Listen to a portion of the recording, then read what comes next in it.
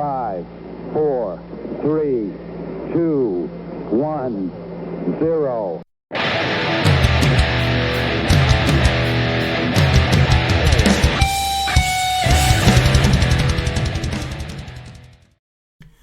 And with that, welcome to your Media Mosh podcast. I am your host, Shane Beauregard, coming at you with all your news, reviews, and previews out to watch on your streaming services, your television, and your local theater. I hope everyone's had a great weekend, and I'm glad to be back. I am sorry I missed last week. Life happens. That's what happens sometimes when you have two kids and they have extracurricular activities. And this weekend was no different. I cannot wait for this upcoming weekend. We had several birthday parties and my VP's birthday, and it's just been wacky. So I really tried, but it just, sometimes you can't make it happen. But let me stumble through this first episode back, because all the news I had for you was really old by now. And this particular day sucks because of daylight savings time, which I personally can't stand. And I do bitch and complain about it every single year. But that's okay. By Wednesday, Thursday, I'll be over it. So I'm going to kind of skip over all the old news I had for you. And I'm already, probably like you, I'm tired of this damn coronavirus talk. That's all you see on TV. So no, I'm not going to get on my soapbox and rant about that. I just am tired of it all day long. And it's starting to affect movies. And I'm sure you know this by now, but it pushed back the James Bond movie. Now my inner conspiracy theorist is saying they're just using this as a marketing ploy. Probably not, but it's going to drive up a little more interest. They're releasing it around Thanksgiving, which to me is a little bit of a better release date for it, because Bond usually comes out in the fall. That's just me, just whatever, spitballing. A little side news, the movie Jesus Rolls, did you know that came out last week? Well, it did. I don't even know where to find this movie yet. The spin-off of The Big Lebowski. It didn't get any news. I didn't hear anyone talking about this thing.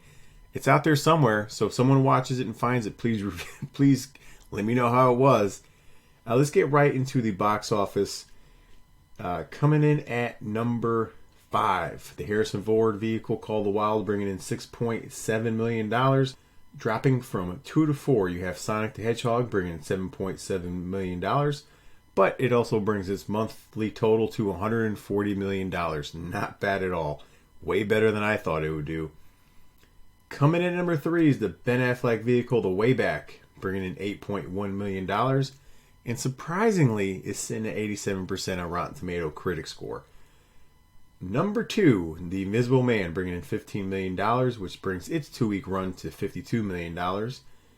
Not bad on a $7 million budget. And coming in at number 1, the new Pixar film Onward, bringing in $39 million. And no, I did not get a chance to see that. Coming out next week, you have 3 movies to choose from. The Hunt with Betty Gilpin and Hilary Swank, the Vin Diesel movie Bloodshot, and the Dave Bautista vehicle My Spy, which right now is sitting at 64% critic score on Rotten Tomato. The other 2 movies have not been scored yet, which kind of makes me nervous, but I'm going to see them both anyway. I am on track to watch The Hunt Thursday night over Bloodshot, and I will eventually see Bloodshot, but for me, Betty Gilpin for the win. Yeah. So that's my watch of the week. And I don't know, it's not like I hate Vin Diesel, but I'm kind of hoping he finishes behind My Spy with Dave Bautista, because that looks terrible. But for some reason, I want Bloodshot just to fall on his face. I know that's not the nicest thing to say. Then the month actually kind of wraps up nicely. It wraps up with The Quiet Place 2 and then Mulan. Both movies I'm looking forward to. On Netflix right now is Castlevania Season 3. And I will have that wrapped up in a couple days. So I'll also give you that season review. And I'm just going to let you know it is going to include spoilers in it. Because when you talk about a television series, it's kind of hard to review the series without talking some kind of spoiler. I was surprised that this season is 10 episodes. Because currently I think the longest season was 6. So I'll get into that next week along with The Hunt review. So let's just jump right into my reviews and get to the meat of the podcast this week. I'm going to kind of give you a version of the good, the bad, the ugly. And let's start out with the ugly. That would be the Mark Wahlberg vehicle, Spenser Confidential, which you can find on Netflix right now. Also, side note, a new feature on Netflix, with about 2 weeks old now, 3 weeks, is if you go to their homepage, they have currently what is the top 10 shows or movies being viewed. And right now, Spenser Confidential is the number one movie being watched on Netflix as we speak. It's sitting at a 40% critic score with a 65% audience score. Directed by Peter Berg, who I do like. Surprisingly, this is his fifth collaboration with Mark Wahlberg. Mile 22, Patriots Day, Deepwater Horizon, and Lone Survivor. So he must really like working with Mr. Wahlberg there. So this is their fifth movie together. It also stars Alan Arkin, Winston Duke, Bokeem Woodbine, and Liza Schlesinger, who's primarily a stand-up comedian, and I know I butchered her last name. Whew. To sum this movie up, I will say this, and then I'll get into a little bit about the movie.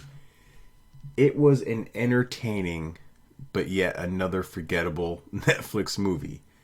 Now you have Mark Wahlberg playing the lead character, Spenser. He goes to jail for 5 years for beating up his police chief, who was also corrupt. He does his time, gets released, and the same day of his release, his captain gets killed. And he's trying to clear a dirty cop's name who was also involved in this case while being a suspect. And then Alan Arkin plays his friend / father figure who owns a gym, and he lives with Alan Arkin. And while he was gone, Alan Arkin is training this amateur MMA fighter, Winston Duke, who plays Hawk. Throughout the course of the movie, he gets Hawk involved in helping him solve this case. Liza plays his on-again, off-again girlfriend. Bokeem Woodbine plays his ex-partner before he went to jail. So that's all you really need to know about the plot. It's a typical Mark Wahlberg movie. Again, he's back to using his femme voice, which I don't like when he does it. The biggest problem I have with this movie was the lack.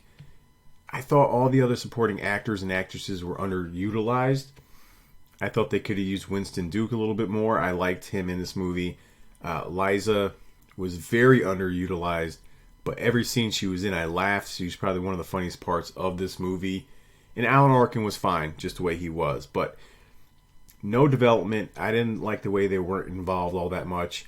The humor never really landed as much as it should have. And honestly, I was waiting for this movie to pick up action-wise. It never really picked up. It looked pretty. The film looked okay. You know, Peter Berg knows his way around a camera, obviously. So the direction was fine. To me, it was just a mediocre, flat Netflix movie. And I'm glad this was not released in the theater. Like I said, at the top, it's an entertaining watch, I guess. I mean, I wasn't completely bored by it. The plot and the writing was really weak. It just seemed like a pilot episode or a pilot movie that would launch into a CBS or NBC weekly series. It didn't feel like a movie to me. In fact, at the end of the movie, it kind of sets up for a sequel, which, God, I hope not. You also, before I forget, you had a cameo by Post Malone, which I guess is a big thing. I don't really know who the fuck Post Malone is. And he was in 2 scenes, and he was fine, I guess. Everyone was going crazy because he was in this movie. He was okay. A step up from his Transformer movies, I'll give him that. It wasn't Transformers 4 or 5 or whatever the hell he's been doing lately.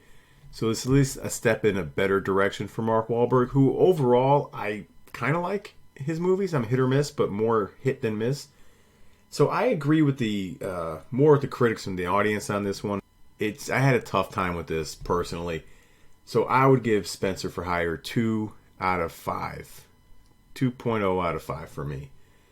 Now, that was the ugly. Let's get on to the Let's recategorize bad for meh.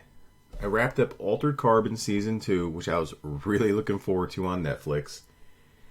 Right now, this is sitting at 83% critic score with a 38% audience score. Instead of Joel Kinnaman, you get Anthony Mackie playing the lead role, Takashi Kovacs. Here's what I liked. I like how the fact this movie was set 30 years later. I actually liked most of the plot of this movie. Now, special effects weren't quite as strong as the first season. The writing was a little weaker than the first season. I did like the new characters they added in here. You had Simone Missick, who was from Luke Cage. She played Missy Knight. She plays a bounty hunter in this show. I really liked her storyline. I liked her character. And the actor who played Colonel Lieutenant Cabrera, I liked him. He's a link from the first season. But the only plot I really didn't like is the way they used Kilcrest Falconer, who played his love interest in the first season. Once I found out what was going on with her, that's the weakest part of the show, and she's unfortunately the plot moving forward. So this season's 8 episodes, just like the first season. And for the majority, I did, and this is why I ultimately gave it a passing grade, because it did check more in the pro boxes than it did the con boxes for me. Again, cast, fine. Anthony Mackie, I had no problem with him. He was really good. New characters, check. The storyline I enjoyed the most was from Anthony Mackie's AI, Poe, who ran the hotel in the first season. His storyline I really liked. I liked every scene he was in, so that got a check for me. The fight scenes are still really good. And I enjoyed, out of the 8 episodes, I enjoyed 5 of them. 2 were really weak once you found out what the plot was going on. And I did like they brought back the original actor who played Takeshi Kovacs in the first one, not Joel Kinnaman, but the original Sleeve. I like that. I do still like a lot of the concepts. And I did, even though the plot didn't quite work for me, I'm glad they kind of went in a different direction, because ultimately Anthony Mackie's hiding out on this other planet, and he's in a different sleeve, and he gets recruited back to his home planet to find Falconer, because she's the key to this whole season. He's hired to protect these meths, and Falconer's going around killing them.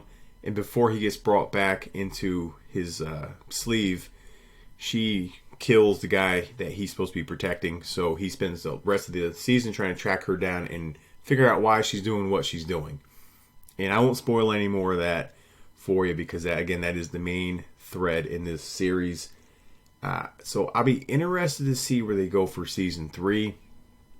Again, I liked how they kind of wrapped it up, but it did have its bumps in the road. And I did talk to one of my coworkers who loved the first movie. He loved the first season, read all the books, and he hated this season. So he fell where the audience fell. Me not reading the books probably doesn't give me anything to really balance the movies against. So that's probably a plus in my checkbox, I guess. So I was overall entertained with this. And again, I liked Anthony Mackie. So I'm not going to quite agree, because it wasn't as strong as the first season, which the first season is like 74% critic score. So I'm going to give Altered Carbon 2.75 out of 5 for me. And I'll just be interested to see where they go with this third season. Hopefully they learn from their mistakes. They put some more budget back into the production and the cinematography. So we'll see. But if you're a fan of the first one, I would love to get your thoughts on this one, because it was taken into a very different direction. So, but 38%, I can't do that. And I do like some of the underlying themes that this show plays with, though it doesn't tackle them as much this season as it did the first. And it's a lot of the themes that a lot of sci-fi movies and shows cover, like Blade Runner. Themes about morality, humanity, what's it like to be inhuman, what really is it to be alive or have life, and personal identities wrapped up into this. So maybe the third season they kind of tackle that a little bit more, but we'll see. But again, 2.75 out of 5 for me. Now let's finish on a strong note. The good, I would say excellent, Invisible Man, starring Elizabeth Moss, Oliver Jackson Cohen, and Aldous Hodge. And I was really, really pleasantly surprised when I finished watching this movie. And as a side note, this movie is directed and written by Lee Winnell. I know I, again, butchered his last name, but he also helped James Wan come up with the first Saw movie. And recently he's directed the very excellent movie Upgrade. So it's a guy like I'm going to start keeping an eye on. Again, pleasant surprise. And I got to stop sliding Elizabeth Moss, because I missed the whole Mad Men boat. So I realized she was on that series first. And then she was also on Handmaid's Tale, which again I didn't watch. So I have not really been exposed to Elizabeth Moss except for that shitty movie The Kitchen. So I kept calling her this generation's Martha Plimpton. I'm going to stop. I'm going to stop doing it. She is not this generation's Martha Plimpton. She's a very much better actress than Martha Plimpton. No offense to her earlier work. I got to stop, because she really carried this movie leaps and bounds. She was just fantastic. And another thing this movie has me puzzling, because a lot of people are saying this is the best horror film of the early 2020, or it's the best horror film they've seen in a long time. I guess I don't know what horror is anymore, and I am a huge fan of that genre. I would definitely put this under the psychological thriller category, not horror. So maybe someone could clarify what the definition of a horror film is now. But anyway, I do like how they modernized this movie.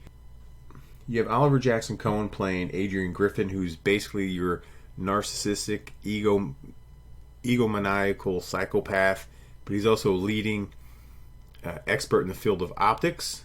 And the opening scene, there's not much said, but Elizabeth Moss plays Cecilia, who hatches this elaborate plan to leave Griffin because he's very abusive physically and emotionally. So he finally is able to escape his clutches, and she ends up hiding out in her sister's friend's house, played by Aldous Hodge, who plays a Detroit police detective who has a teenage daughter. And a little time goes by, and she's notified that Adrian has killed himself, and she doesn't really believe it at first, but he leaves her a $5 million in his will, payable every month. Granted, she doesn't get accused of a crime or put into a mental asylum. Now, this is where the movie picks up. Now, I will say, this movie is a very slow burn. What I loved about this movie is a lot of the camera angles and directions it took you through. Because once things started happening to Cecilia, the way the camera would pan through the room, it made you feel like he was in the room the entire time. And maybe he was, maybe he wasn't. But I loved the build-up on Adrian breaking her down and making her look like she was crazy. Which has got to be a very frustrating feeling, knowing that you know something's going on, but no one's going to believe you. And this is portrayed beautifully by Elizabeth Moss. And it did have some actual scares in this movie and some surprises. The actor who played Adrian Griffin, I haven't seen him in much. He was in that Netflix show, The House, The Haunting of the Hill House. He played one of the kids, grown-up kids.